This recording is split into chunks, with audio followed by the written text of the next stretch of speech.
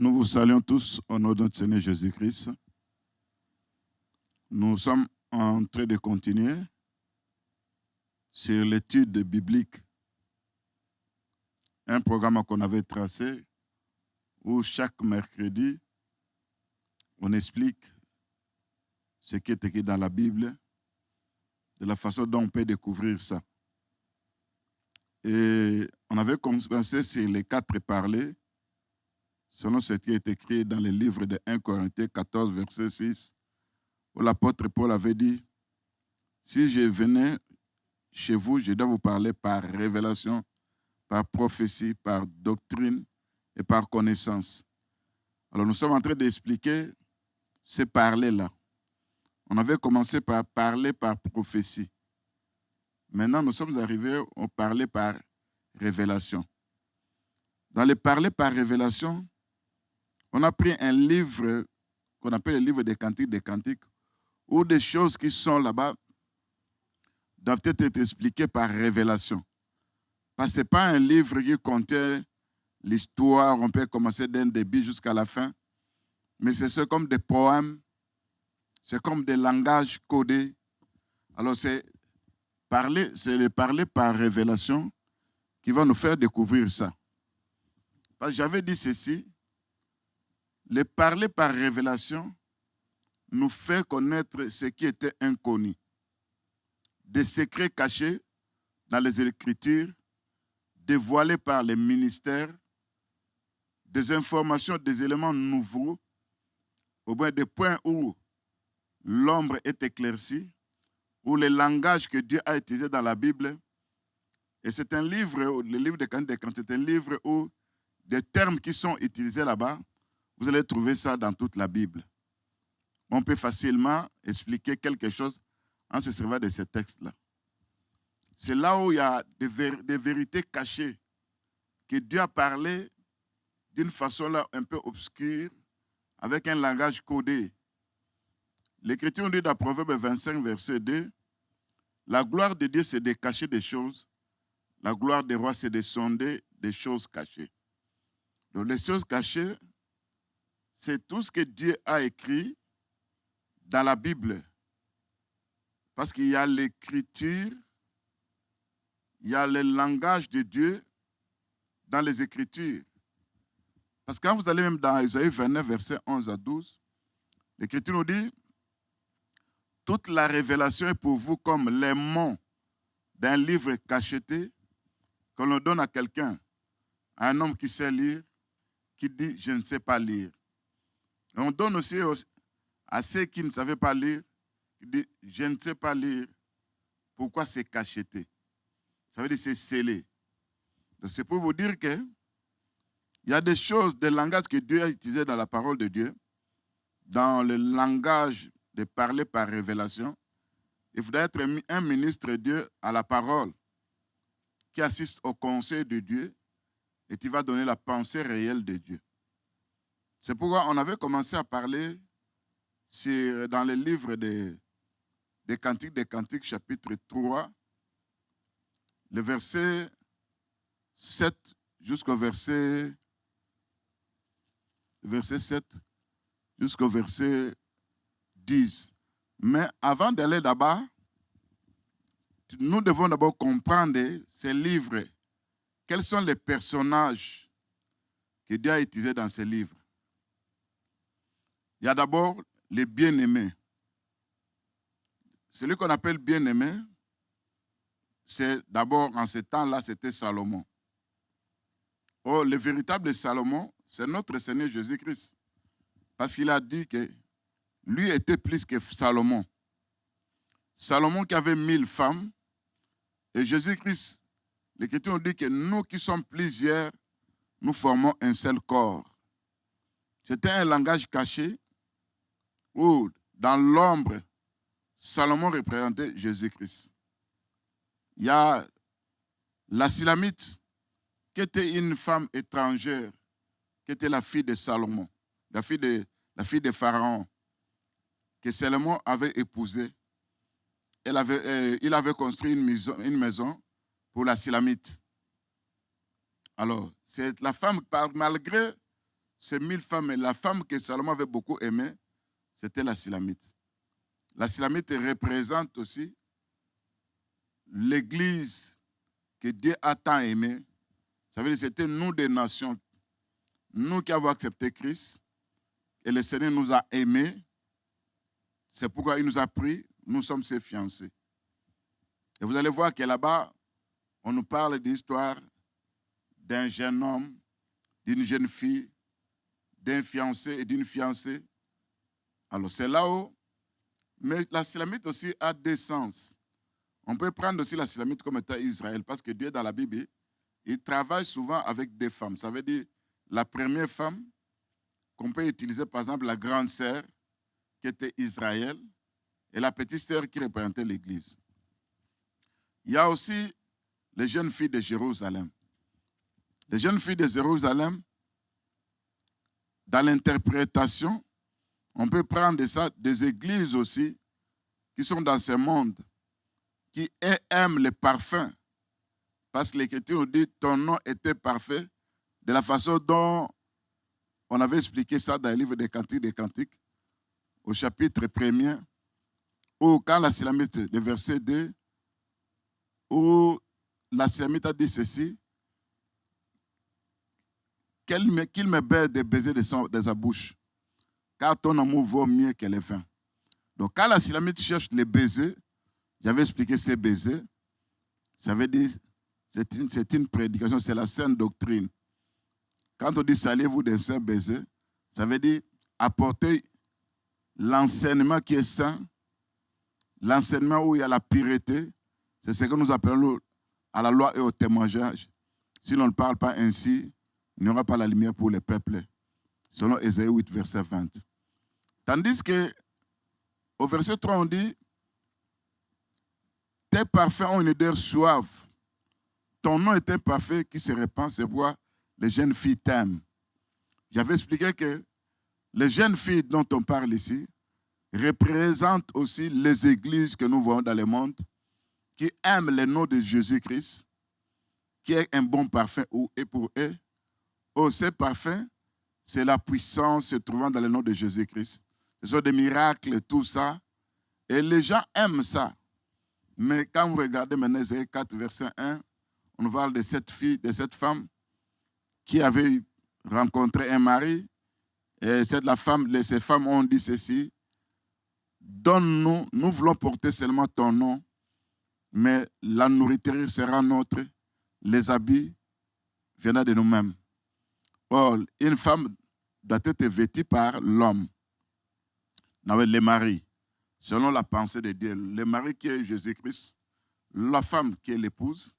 Alors, quand nous prenons maintenant que la femme, c'est l'Église, et quand nous prenons maintenant les 7 femmes-là, qui veulent avoir le nom de Jésus-Christ, le nom du mari, mais leurs œuvres qui représentent l'habit, leur enseignement, vous savez, tout ce qu'ils prennent comme nourriture, qui est l'enseignement, quand vous regardez ça selon la parole de Dieu, il n'y a même pas l'interprétation, il n'y a même pas l'essence, il n'y a même pas les explications. Alors là, c'est l'exemple, c'est pour les jeunes filles-là, qui est représenté, les jeunes filles de Jérusalem, qui est représentée comme les églises de ce monde qui s'attachent au nom de Jésus-Christ. Mais la nourriture à l'intérieur, qui est la parole de Dieu, ce n'est pas propre à Christ.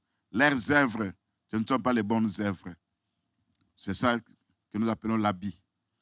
Maintenant, nous sommes allés maintenant, la Silamite qui avait envie d'un baiser. Le baiser, c'est le signe d'amour. C'est pourquoi quand vous regardez dans la Bible, nous devons baiser les fils, afin qu'ils ne puissent pas s'hériter. Baiser les fils, c'est ce que l'Écriture nous dit dans, je crois bien dans Psaume, chapitre 2, ce n'est pas notre enseignement, mais on peut prendre ça aussi pour vous expliquer les Écritures, parce que c'est un livre où il y a des révélations. Alors, parler de ces révélations, nous devons comprendre qu'est-ce que le Seigneur dit. Quand la Silamite dit qu'il me baise des baisers de son amour. Donc, la Silamite avait besoin d'un baiser, tandis que les jeunes filles avaient besoin seulement des noms. Ici, vous regardez, quand l'Écriture nous dit dans le livre de l'écriture des psaumes. Je prends le verset, chapitre 1er, le verset 12. Baisez le fils des pères qu'il ne s'irrite et que vous ne périssiez dans votre voie, car sa colère est prompte à s'enflammer. Heureux tous ceux qui se confient à lui. Baisez le fils.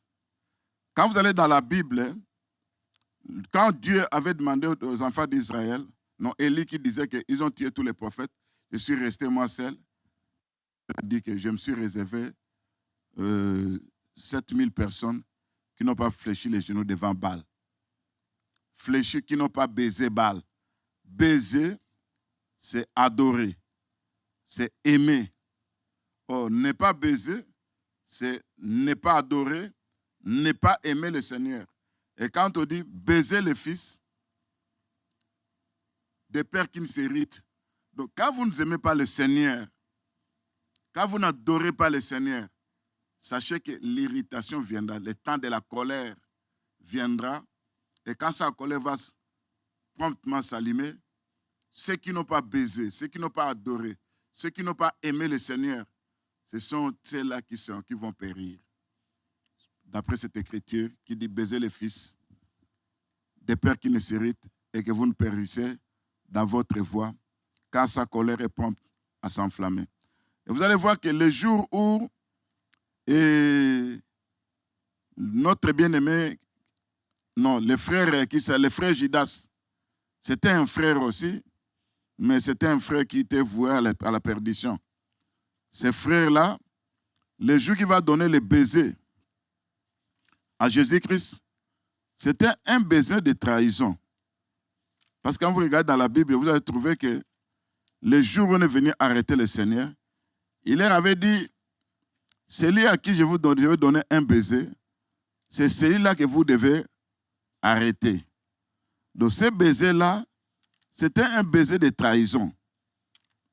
Parce que on baise, on donne un baiser, mais une façon de trahir, une façon de signaler à ce peuple-là, et celui à qui je vais baiser, vous allez l'arrêter.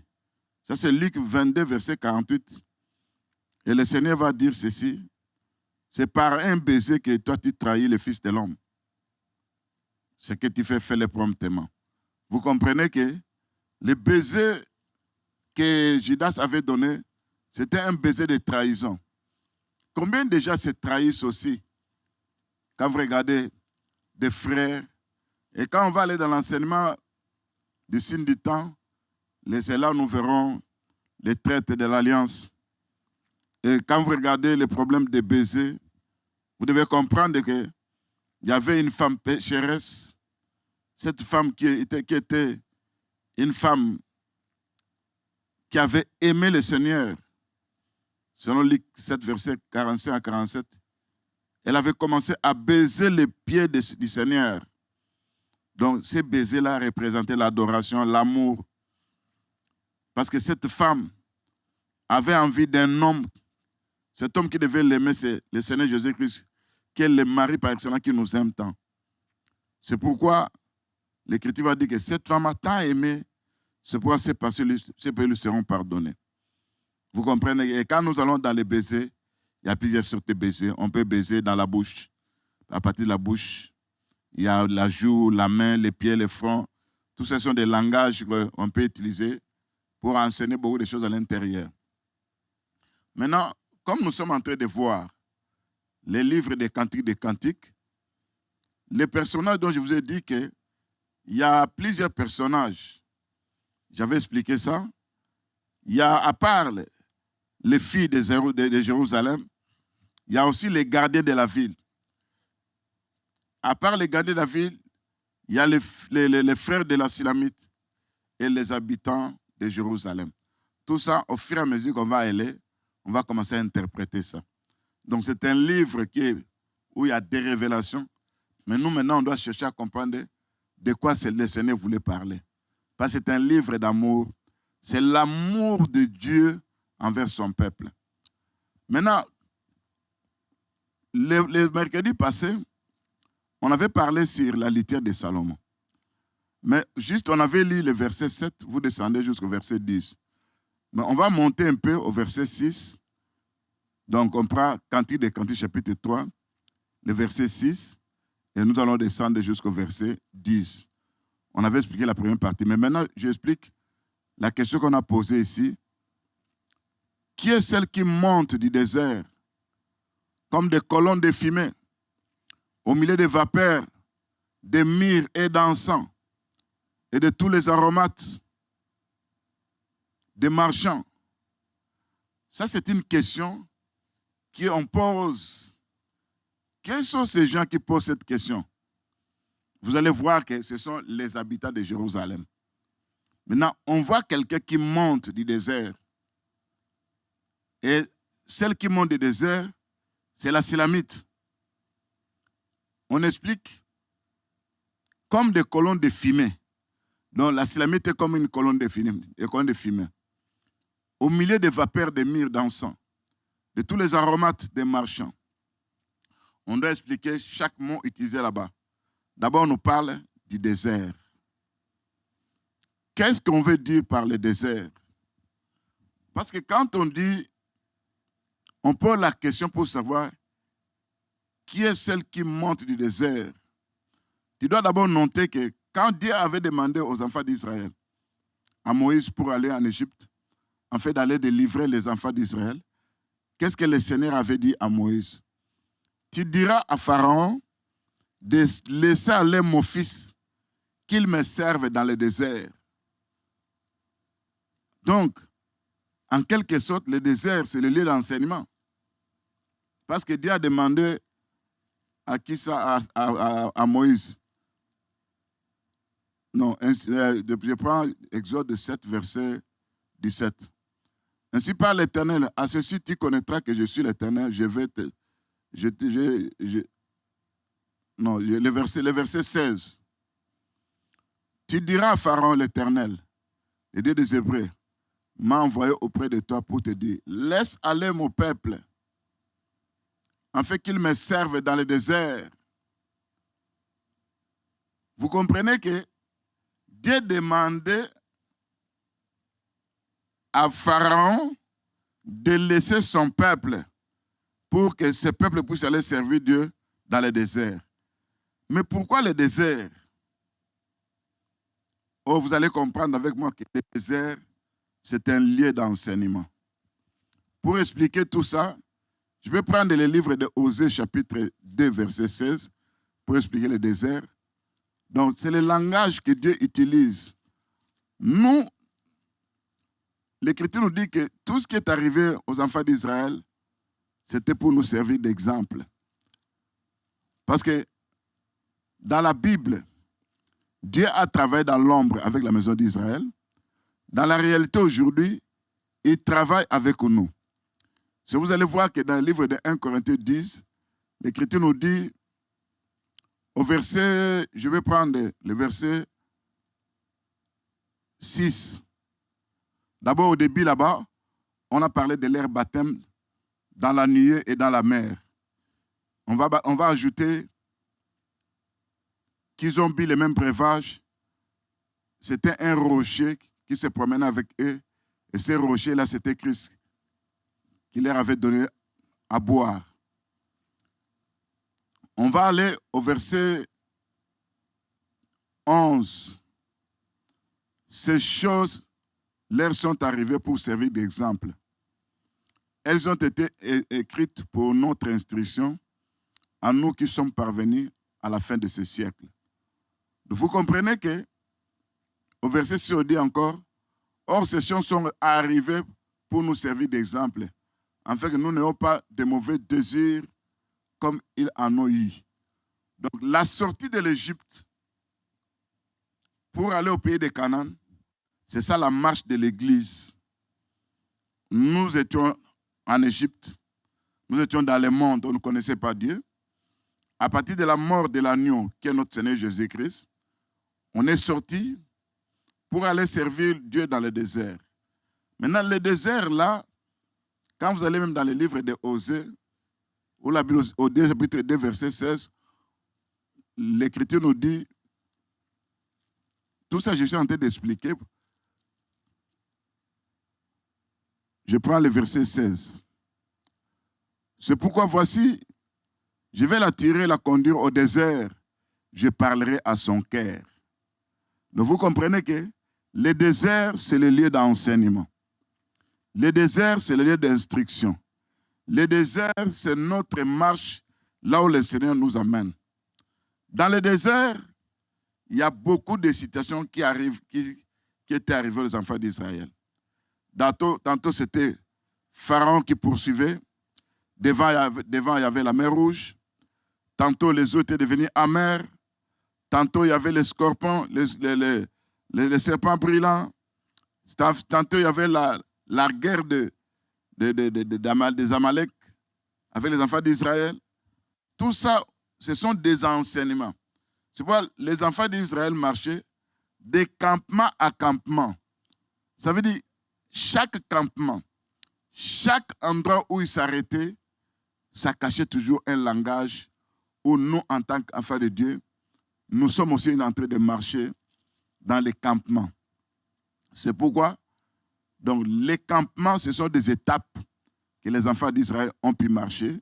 Quand vous lisez ça dans le Nombre 33, vous allez voir qu'on va parler, quand ils sont sortis de l'Égypte, de leur chemin, leurs rencontres, ils se sont rassemblés à Ramsès, tout ça, ils campèrent à Sycope, à Étam, à Rephidim, tout ça, vous allez voir que ce sont des enseignements. Chaque campement a un enseignement à l'intérieur. C'est pourquoi on peut prendre aussi nos vies, les campements comme étant la vie des enfants de Dieu, la vie des saints, ou je ne sais pas dans quel campement tu peux te retrouver. Parce qu'il y a de ceux-là qui ont accepté le Seigneur. Dans leur marche, ils se trouvent dans un campement où nous voyons Balaam, Balak qui voulait à tout prix que Israël soit maudit. Balak. Il avait demandé à Balaam de maudire les enfants d'Israël. C'est comme aussi un campement où tu peux te retrouver où les gens sont en train de te maudire. Mais Balaam avait dit, comment maudirait celui que Dieu n'a pas maudit? Et Balaam avait commencé à bénir. Mais un peu plus loin, quand Balaam a vu que Dieu bénissait Israël, il ne pouvait pas maudire Israël, dans les campements de Rephidim, dans les campements où il y aura des pleurs, dans des campements où on va envoyer les enfants, parce que Balaam va enseigner à Balak d'envoyer les jeunes filles pour aller séduire Israël, en fait qu'ils mangent des viandes sacrifiées aux idoles, en fait qu'ils se livrassent à l'impudicité. C'est un campement où un enfant de Dieu peut se retrouver dans ce campement-là, où il y a une puissance de séduction des femmes et des maris, où il y a l'idolâtrie qui te combat, qui te réclame. Aussitôt que tu vas céder, c'est là où la colère de Dieu s'abat sur toi. Parce que Dieu qui ne voulait pas maudire Israël, quand Balaam avait vu que non, voilà, je ne peux pas maudire ce peuple, parce que c'est un peuple qui est béni de Dieu. Et comme Dieu a béni ce peuple, Balaam a dit, comment maudirais-je celui que Dieu n'a pas maudit? Donc vous comprenez par là que si Dieu n'a pas maudit, donc personne ne peut maudire. Maintenant, pour que la malédiction puisse tenir, c'est là où Balaam avait enseigné à Balak d'envoyer ses jeunes filles pour aller séduire Israël, afin que, partant de ses péchés, la malédiction puisse atteindre les enfants d'Israël. C'est comme toi aussi. Peut-être dans les campements où tu te retrouves, tu ne sais pas qu'il y a une force de séduction qui te combat. Il y a une réclamation. Ceux qui te maudissent, qui voient que tu n'arrives pas à être maudit, mais ils ont maintenant envoyé les esprits de séduction, l'idolâtrie, tout ça. En fait, dès que tu vas céder, la malédiction maintenant va apparaître dans ta vie. Là, Dieu va s'irriter contre toi. C'est un campement. Donc, il y a plusieurs campements. Il y a des ceux qui sont mordus par des serpents brûlants. Un campement où tu te retrouves malade, mais nous devons regarder toujours la croix de notre Seigneur Jésus-Christ, l'œuvre de la croix, là où nous avons la guérison. Donc, il y a plusieurs campements. Ça, c'est notre enseignement, ou avec le temps, on pourra parler de ça. Maintenant, on pose la question ici, La question que les habitants de Jérusalem ont posée, ils ont dit, qui est celle qui monte dans le désert? Or, la personne qui montait dans le désert n'était rien d'autre, la Silamite. Vous savez, la Silamite était dans le désert pour être enseignée. La Silamite qui représente nous, ça veut dire toi et moi, et nous sommes enseignés aujourd'hui par le Seigneur. Nous sommes dans le désert qui est le lieu d'enseignement, où le Seigneur nous parle. Et il nous parle comment? Il y a des enseignements où il nous prêche à travers des prédications. Il y a aussi des événements que nous rencontrons dans nos vies. Ces événements sont aussi des enseignements où toi, tu dois persévérer pour voir la main de Dieu. Soit tu dois prier, soit il y a des événements que le Seigneur permet des fois, des réclamations, des combats, c'est tout dans le désert. Or, on pose la question, qui est celle qui monte du désert? Maintenant, on explique comme des colonnes de fumée. Quand nous regardons maintenant des colonnes de fumée, ça veut dire qu'on compare maintenant la Silamite comme des colonnes de fumée. Or, parler de colonnes de fumée, pour avoir du fumée, il doit avoir du feu. C'est pourquoi vous allez voir que dans Cantique chapitre 1er, verset 6, la Silamite va dire ceci: ne prenez pas garde à mon teint noir, c'est le soleil qui m'a brûlé. Vous comprenez que le soleil qui a brûlé la Silamite, c'est notre Seigneur Jésus-Christ, celui qui est le soleil de la justice, selon Psaume 84, verset 12. Étant le soleil qui brûle, brûler, c'est transformer, c'est changer la personne, c'est le brisement. Donc, le Seigneur veut changer ta nature. Pour changer ta nature, tu dois passer par lui. Il peut t'apporter des événements, des problèmes, des difficultés, mais le but est de changer ta nature. Quand on dit que la Silamite est comme des colonnes de fumée, ça veut dire que la Silamite est passée aussi par le feu. Or, quand vous regardez dans la Bible, pour connaître qu'il y a du feu, même quand Dieu avait brûlé les pays de Sodome et de Gomorrhe, Abraham avait vu du feu, de la fumée qui montait. C'est Genèse 19, verset 28. C'est là on a su que réellement, Dieu a brûlé Sodome et Gomorrhe. Mais quand vous regardez, toujours en ce qui concerne la fumée, parce qu'on dit que celle qui monte du désert, le désert comme étant le lieu d'enseignement, c'est nous qui montons de là. Maintenant, comme des colonnes de fumée, ça veut dire monter, ça parlera aussi de l'enlèvement de l'Église. Mais je suis d'abord en train d'expliquer le désert qui est le lieu d'enseignement, des colonnes de fumée. Quand je prends le livre de Psaume 119, je prends le verset 83, vous allez voir là-bas, on nous parle toujours de quelque chose de très important, de la fumée. Donc, ce sont des langages que Dieu a utilisés. Dieu voulait parler de l'Église, mais au lieu d'utiliser un langage qui est propre, qui n'est pas codé, il utilise des langages codés, mais nous, dans la révélation, on nous explique ça en tant que des ministres de Dieu, on nous révèle toutes ces choses-là. Et vous allez voir, par exemple, au verset, ça c'est Psaume 119, le verset 23. Je commence au verset 81. Mon âme languit après ton salut. J'espère en ta promesse. Mes yeux languissent après ta promesse. Je dis, quand me consoleras-tu? Car je suis comme une outre dans la fumée, mais je n'oublie point tes statuts. Vous comprenez ici que ça c'est David qui est tenté de dire, de parler de tout ça. Il dit, son âme est languissant. Son âme poursuit le salut. Oh, le salut, c'est qui? C'est notre Seigneur Jésus-Christ. Maintenant, l'âme espère.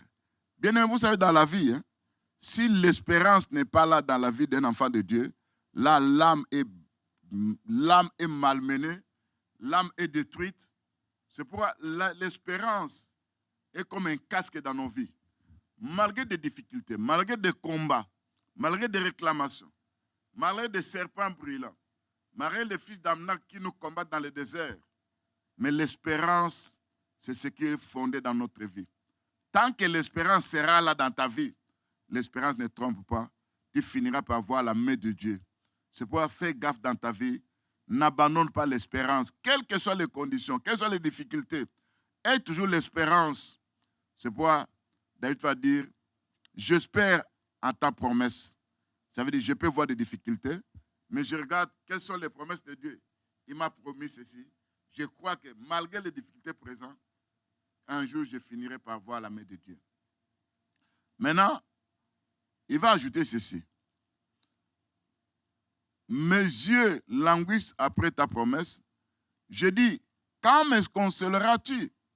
Donc, ça veut dire qu'il y a aussi un temps de consolation. Il y a le temps des afflictions. Il y a aussi un temps de la consolation. Les afflictions qui nous arrivent, ce sont des enseignements dans le désert. Il va ajouter, car je suis comme une outre dans la fumée, mais je ne puis point testater. Une outre, c'est comme un vase qu'on a placé dans la fumée. Oh, quand on met, on met un vase dans la fumée, c'est pour endurcir, pour que ça devienne fort. Et la fumée, là, maintenant, rend dur les vases. Et on faisait ça en rapport avec les vases de terre. Quand Dieu a demandé à qui ça? À Jérémie d'aller dans la maison du potier pour aller voir comment il fabriquait des vases. Et si un vase n'était pas bien fait, on pouvait détruire tout ça. Mais quand on fabrique des vases, il y a d'abord de l'argile, on donne la forme, on enlève des petites tiges, des pierres, tout ça. Après, on donne la forme. On doit mettre ça là où il y a la fumée. Donc, vous comprenez que la fumée, là, c'est comme aussi un feu aussi. C'est comme aussi des souffrances, des difficultés qui se présentent dans ta vie pour te rendre fort, dur et pour te façonner dans la parole de Dieu. C'est pourquoi la suivante pouvait dire, ne prenez pas garde à mon teint, c'est le soleil qui m'a brûlé. Donc, elle a été transformée par le soleil de Jésus qui est notre Dieu. Ça veut dire que l'église véritable, l'église qui a reçu l'enseignement dans le désert, toutes les expériences qu'ils ont rencontrées, les difficultés, les problèmes, c'est pour rendre, pour apporter la maturité, c'est pour atteindre un niveau spirituel élevé, c'est pour être façonné, brisé, taillé par notre Dieu. C'est pourquoi vous allez comprendre que le désert est un lieu d'enseignement. Maintenant, quand le Seigneur nous parle de toutes ces choses, c'est là, toi, en tant qu'enfant de Dieu, tu dois comprendre que parler de la Silamite, quand on a posé cette question, qui est celle qui monte du désert. Ça veut dire la Silamite, avant de se trouver sur la litière, elle est passée dans le désert. C'est là où elle a été façonnée. C'est là où elle a été brisée.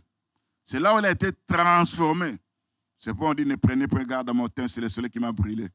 Et toi qui es encore dans le monde, il n'y a pas un brisement dans toi. Il n'y a pas un changement dans toi. Il n'y a pas quelque chose, on sent vraiment que cette personne s'est rencontrée avec le Seigneur.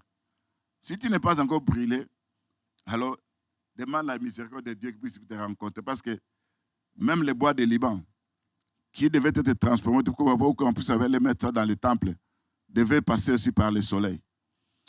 On ajoute, au milieu des vapeurs de myrrhe, la myrrhe, quand vous regardez ça, représente le jour où le Seigneur était né.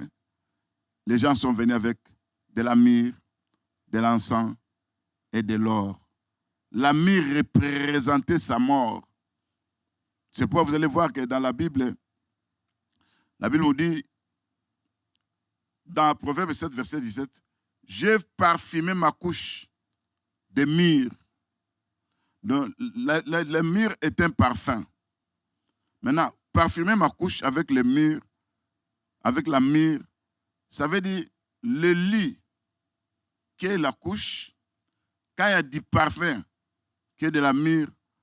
Or, l'Écriture nous dit dans Cantique des Cantiques, chapitre 1, verset 13, « Mon bien-aimé est comme un bouquet de myrrhe. » C'est la Silamite qui dit ça, que mon bien-aimé est comme un bouquet de myrrhe. Son bien-aimé, c'était Salomon. Pour nous, le bouquet de myrrhe, c'est notre Seigneur Jésus-Christ. lui qui est un parfum, et parler de ces myrrhes-là.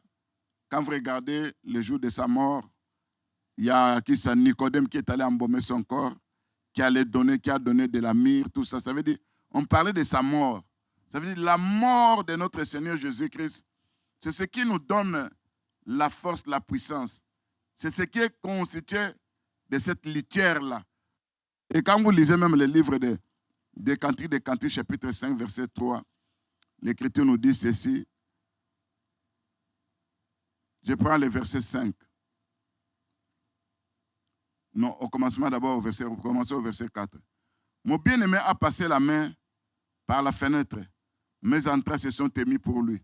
Je me suis levé pour ouvrir à mon bien-aimé. De mes mains a dégoûté la myrrhe. De mes doigts, la myrrhe s'est répandue. C'est la poignée du verrou. J'ai ouvert à mon bien-aimé. Mais mon bien-aimé, ça n'était allé. Il avait disparu. J'avais le souffle coupé. Quand il me parlait, je l'ai cherché. Je l'ai pas trouvé. Ici, la Sulamite est en train d'expliquer. Elle avait besoin de son bien-aimé. Maintenant, c'est comme si c'était dans un rêve où le bien-aimé parlait. Maintenant, l'Écriture nous dit que mon bien-aimé a passé la main par la fenêtre. La fenêtre représente la parole prophétique. Quand nous écoutons la parole prophétique, c'est là que nous voyons des choses que Dieu a prévues pour nous, des choses qui arriveront, des choses qui s'est passé déjà. Et l'Écriture nous dit que quand la Sulamite a vu son bien-aimé passer la main par la fenêtre, la main, c'est le 5, il y a les 5 doigts dans la main. Il y a les 5 ministères. Dans les 5 ministères parlent aussi des paroles prophétiques. Et quand nous parlons des paroles prophétiques, là nous voyons notre Seigneur des fois comme étant le Seigneur de la justice, dans sa beauté. Et quand l'Islamite de la Seigneur va commencer à décrire la beauté du bien-aimé, on va voir ça. C'est là que nous décrivons aussi la beauté de notre Seigneur Jésus-Christ.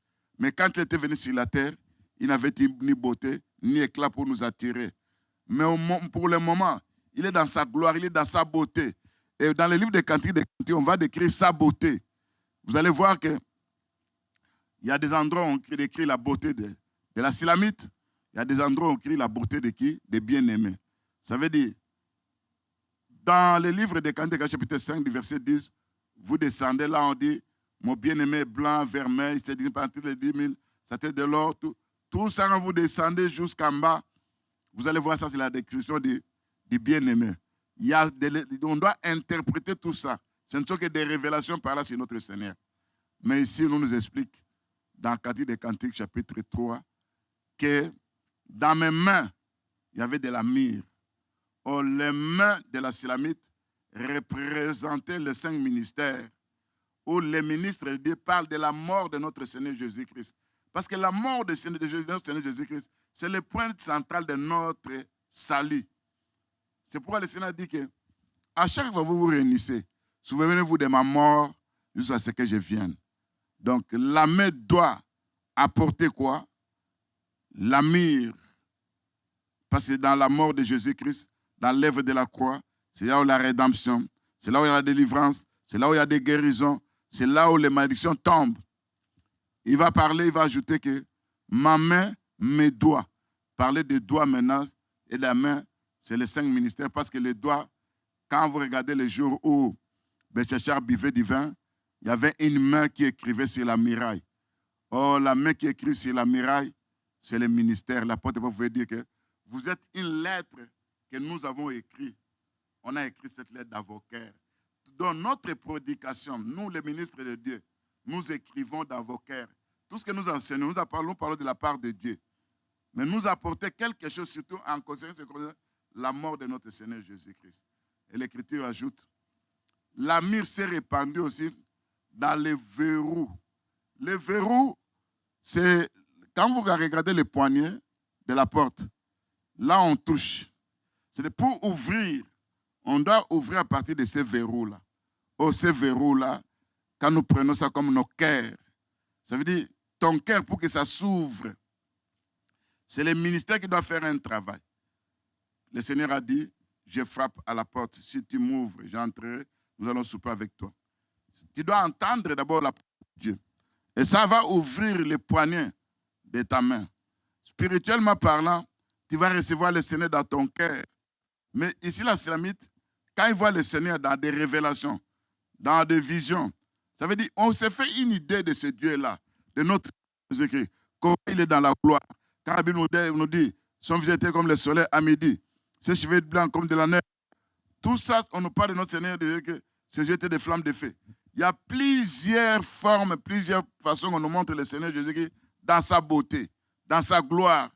Donc, dans la gloire, le Seigneur a plusieurs formes. Des fois, c'est la lumière que vous voyez. Des fois, c'est le soleil. Donc, il y a beaucoup de choses. Et nous, en tant qu'enfants de Dieu, en tant que ces saints, révélations, nous avons une idée de ce Dieu-là. Mais nous voyons tout ça dans des révélations, ça veut dire dans des imaginations, dans des pensées, quand on nous parle de notre Seigneur Jésus-Christ, cet homme qu'on a tant aimé, qu'on n'a jamais vu. Mais un jour, on le verra. Ça, c'est notre espérance, nous les saints. Vous comprenez qu'on nous dit, qui est celle qui monte du désert comme des colombes de fumée? C'est pourquoi, quand les jeunes filles vont poser la question, à quoi on peut comparer ton bien-aimé pour que tu nous parles de la sorte de ton bien-aimé? Ah, là, la Silamite va commencer à décrire les bien-aimés. Vous comprenez que là aussi, c'était notre enseignement. On va expliquer toutes ces choses-là. C'est pourquoi, bien-aimés, vous allez voir qu'on ajoute au milieu des vapeurs de myrrhe. Ça veut dire, au milieu des vapeurs de myrrhe, ça veut dire nous, dans l'œuvre de Dieu. Le point central, c'est la mort de notre Seigneur Jésus-Christ. C'est là où nous nageons dans la délivrance. C'est là où nous avons des guérisons. C'est là où nos malédictions tombent. C'est là où nous avons la rédemption. C'est là où nous avons le salut. Quand nous croyons à cette œuvre, nous nous souvenons de ça.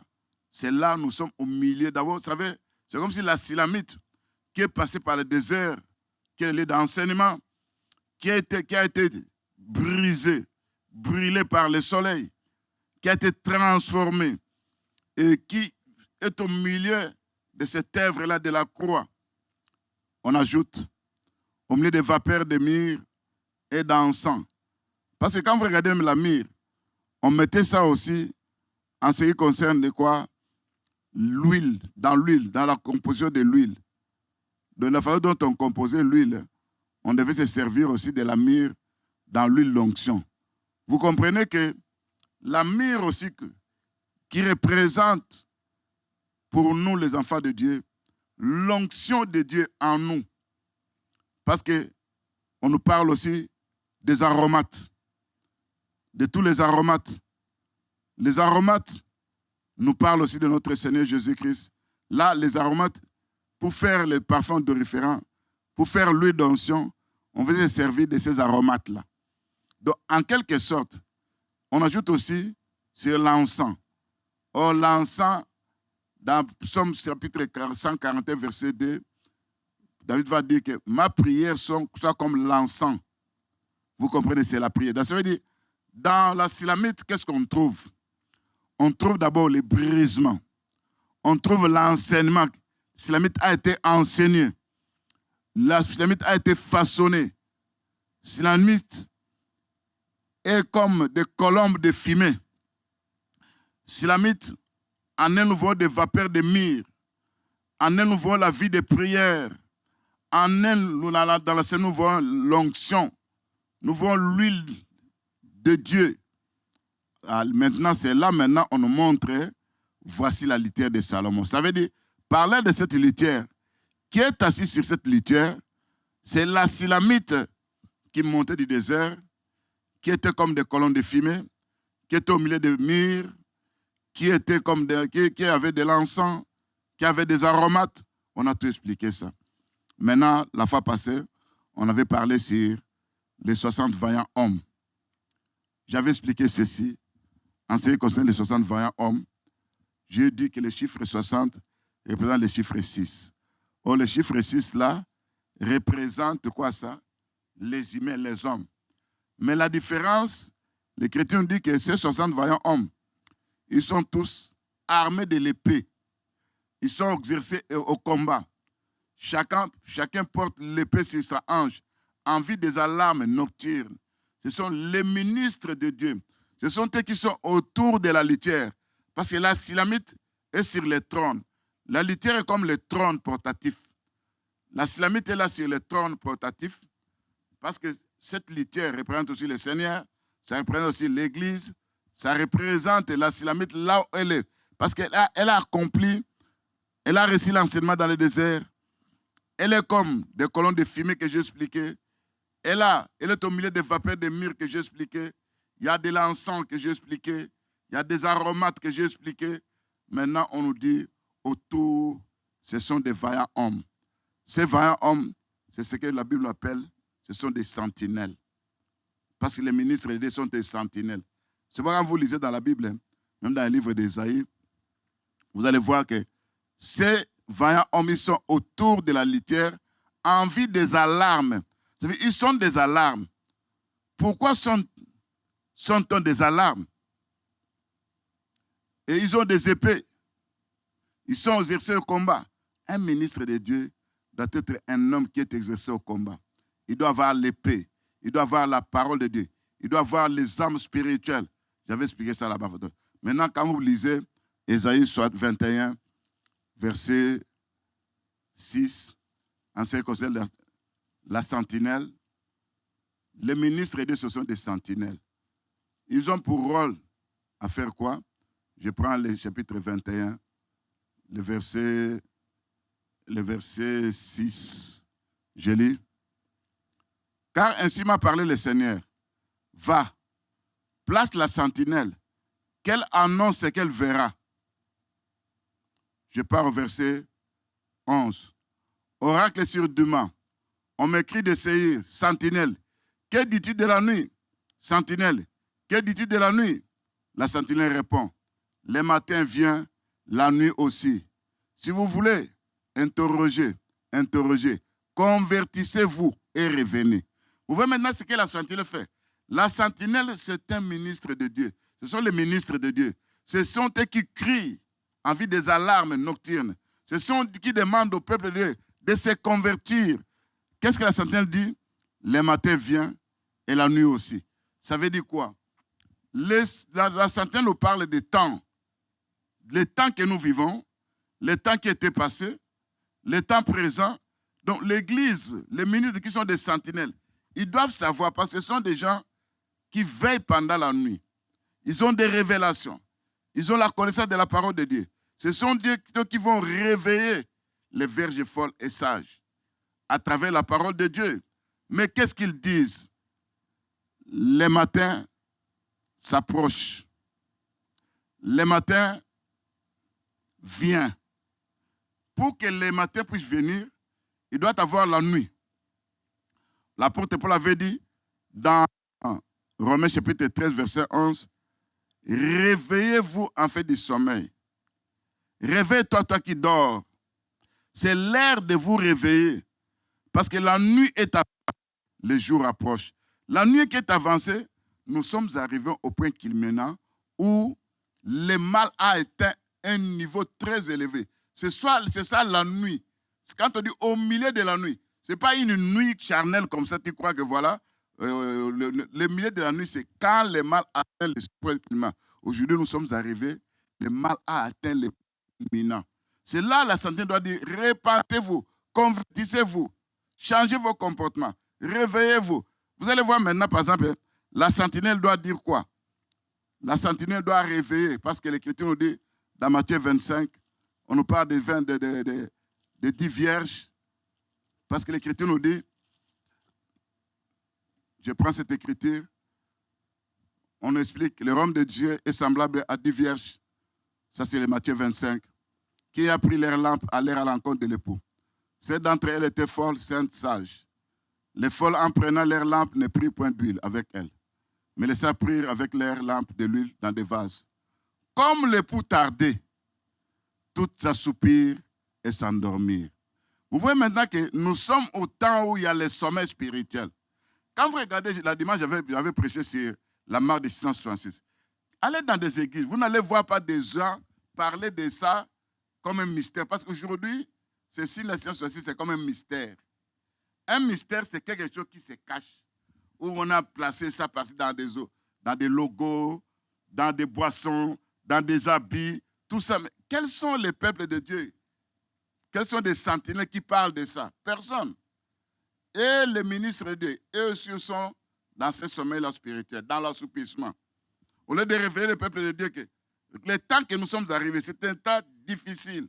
Mais ils sont là. L'Écriture nous dit, et voici comme l'époux tardait, au milieu de la nuit. Le milieu de la nuit, c'est une nuit spirituelle. Donc le mal a atteint le point culminant. C'est le temps où nous appelons le milieu de la nuit. C'est là où il y a l'écrit. L'Écriture nous dit, on cria, voici l'époux, allez à la rencontre. Quand vous regardez sur ces cris, voici l'époux. Ça veut dire d'abord, nous, ministres, on doit présenter l'époux. Donc, l'époux, c'est le Seigneur Jésus-Christ. On doit que parler du Seigneur Jésus-Christ, qui est l'époux. Maintenant, on dit, allez à sa rencontre. Ces cris-là avaient pour but de faire quoi? Premièrement, alors tous ces vierges se réveillèrent. Donc, ces cris-là, voici l'époux. La sentinelle qui parle, voici l'époux. Ça veut dire, c'est pour réveiller d'abord les vierges sages et les vierges folles. Aujourd'hui, nous, en tant que ministres de Dieu, nous devons réveiller le peuple de Dieu que tout ce que nous voyons dans le monde, nous sommes arrivés au temps où la trompette va sonner d'un moment à l'autre, où nous devons aller à l'enlèvement. Au lieu que le peuple de Dieu, les enseignants, les ministres de Dieu, puissent sonner la trompette, puissent donner des alarmes, quand nous voyons des événements arriver par-ci, par-là, au lieu de prendre ces événements, expliquer ça dans la Bible, les gens ne sont pas là. Ça veut dire, et les vierges folles, et les sages, et les ministres et les sentinelles sont tous endormis. Or, la sentinelle nous dit, que dit-il de la nuit? La nuit est avancée.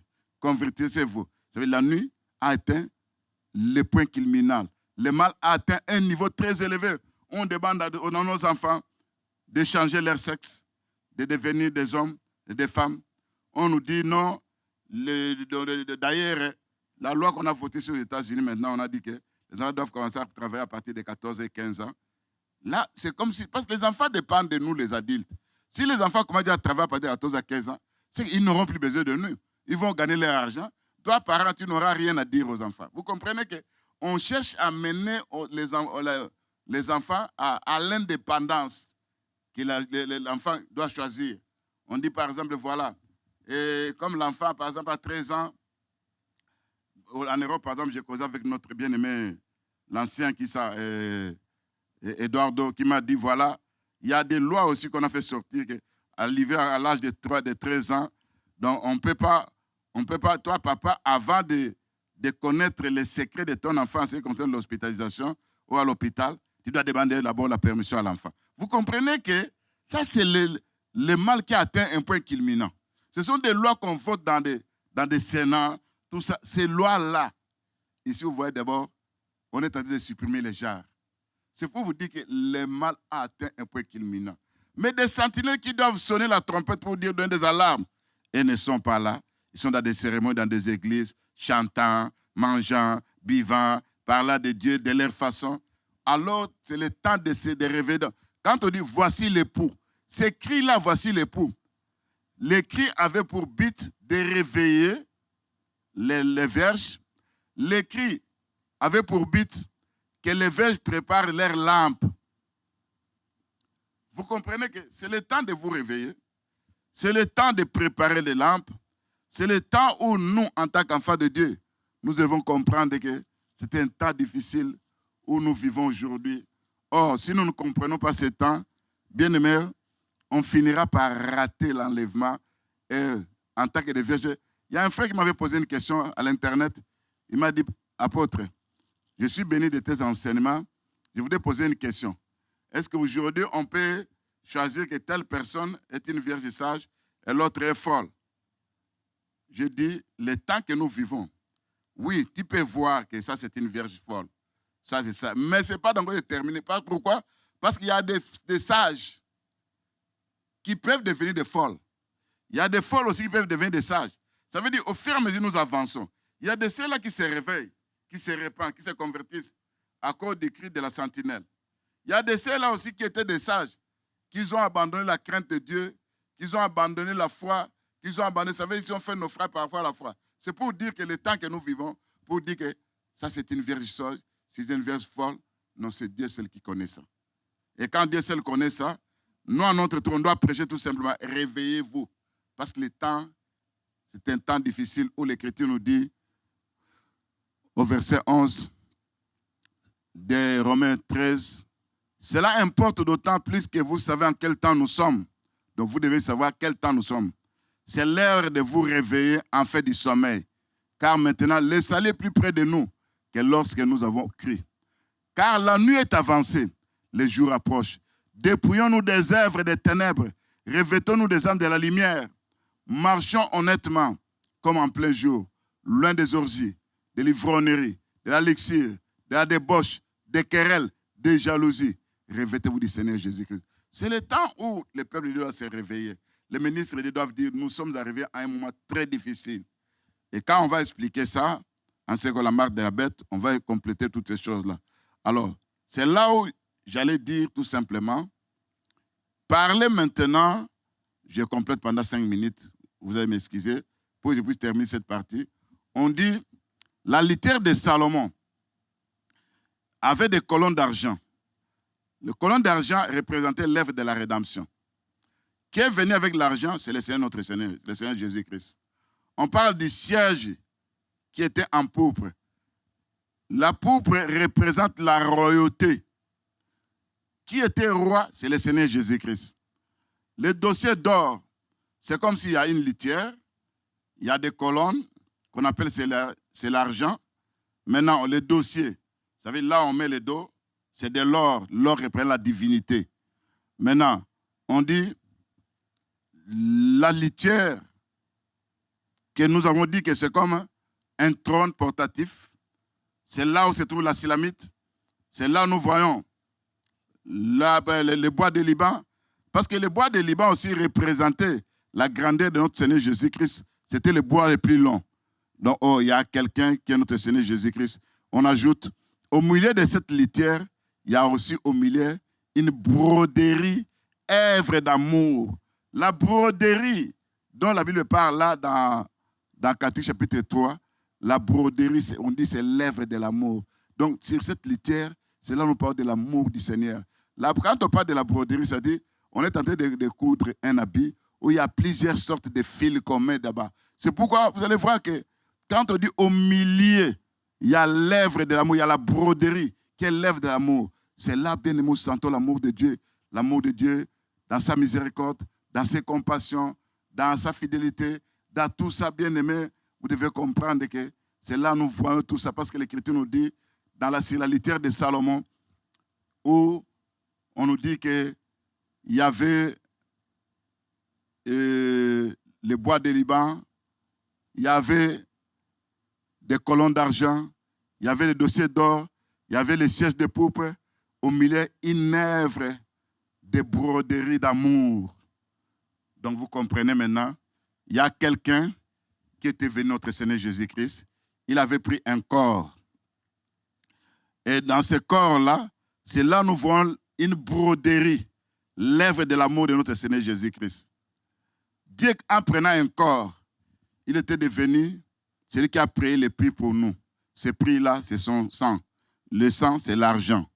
L'argent, c'est la rédemption. C'est lui, quand on dit qu'il devait payer un prix qui est l'argent, qui se sert de colonnes. On a découvert la grandeur de notre Dieu, qui est le bois de Liban, le bois le plus élevé, il était élevé. On a découvert la royauté de Dieu. Lui, le Seigneur, c'était lui qui représentait la pourpre. C'était le roi. Il est roi au milieu de nous. On a découvert la divinité de Dieu. Christ, qui était Dieu, au milieu de nous. On a retrouvé, donc, ça veut dire, en quelque sorte, l'œuvre de la croix. C'est là où nous découvrons la litière de Salomon. Parce que l'Écriture nous dit que la litière de Salomon, notre lit avec notre bien-aimé, c'est la verdure. Or, la verdure, ce sont les herbes. La verdure, c'est la parole de Dieu. C'est la litière, c'est là où nous trouvons la parole de Dieu pire. La parole de Dieu qui amène la rédemption. La parole de Dieu qui amène la divinité dans la vie des gens. La parole de Dieu qui amène la royauté dans la vie des enfants de Dieu. la parole de Dieu qui manifeste les compassions de Dieu, la miséricorde de Dieu, la bonté de Dieu, tout ça, c'est là où aussi il y a des alarmes. Ces alarmes, c'est pour crier, c'est pour dire au peuple de Dieu, convertissez-vous, transformez, rencontrez le Seigneur, soyez changés. Et tout ça, le Seigneur va faire un travail. Laisse-toi travailler par le Seigneur. Lève-toi être brisé par le Seigneur. Lève-toi être brûlé par le soleil de la justice. Parce que Slamite avait dit, ne prenez point garde à mon teint, car je suis noir, mais c'est le soleil qui m'a brûlé. Vous savez, c'est le soleil de la justice que Jésus-Christ qui a transformé la Slamite, qui a brisé la Slamite, qui a façonné la Slamite. Et quand on voit la Slamite maintenant, elle est devenue comme des colombes défumées qui montent. Donc l'église qui sera montée, c'est l'église qui a atteint la maturité spirituelle. Voilà un peu ce qu'on avait expliqué, que dans la révélation, nous prenons des choses inédites, mais nous faisons sortir Christ à l'intérieur, nous faisons sortir aussi le Seigneur. Voilà un peu, je m'arrête là-bas. On va continuer avec ça, tout parler par la révélation. Parce que la révélation, il y a beaucoup de langages qui se trouvent à l'intérieur. Vous voyez que le livre des Cantiques, ce n'est pas un livre que toi tu peux prendre comme ça, où tu vas crier à ton chéri, chéri à ça. Non, non, non, non. C'est un livre où Dieu manifeste son amour envers nous. C'est l'amour de Jésus-Christ envers son Église. Que Dieu bénisse sa parole.